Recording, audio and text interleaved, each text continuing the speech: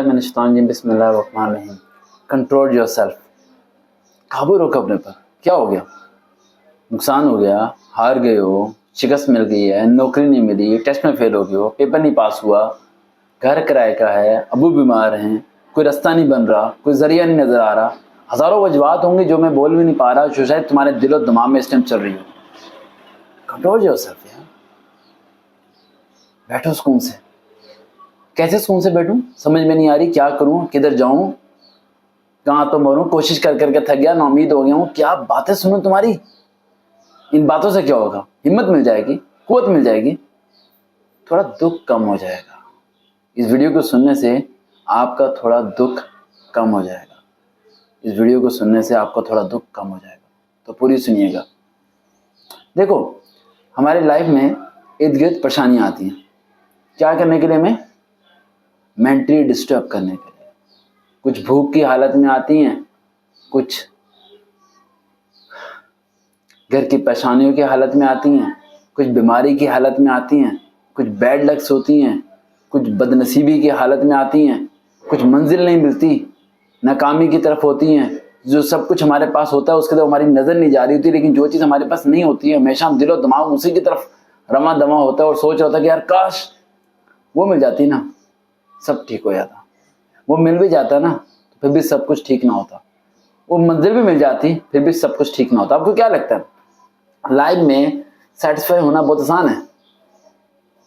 एक बच्चे के पास 1 करोड़ की गाड़ी है और एक बच्चा पैदल चल रहा है। जो पैदल चलने वाला है वो क्या सोचता रहता है, यार जिस दिन 1 करोड़ की गाड़ी आएगी ना, सेटिस्फाई यार।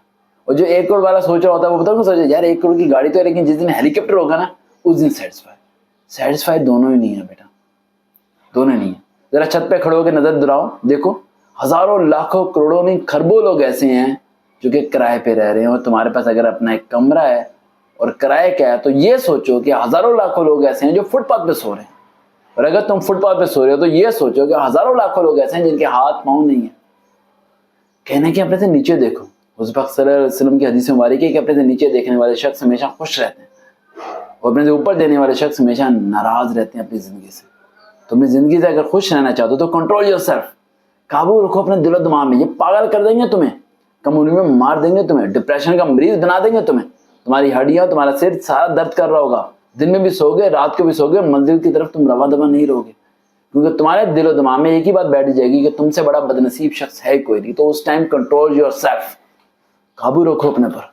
स्टे यार, अभी जिंदा हैं हम लोग, लड़ सकते हैं, दोबारा उठ सकते हैं, दोबारा कोशिश कर सकते हैं।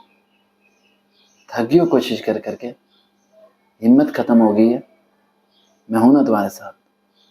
कंधे पे हाथ रख के एक अल्फाज तो बोल ही सकता हूं कि थोड़ी और हिम्मत करके देखो, एक बारी दोबारा खड़े होके देखो, एक बारी मेरे कहने से दोबारा कोशिश करके देखो।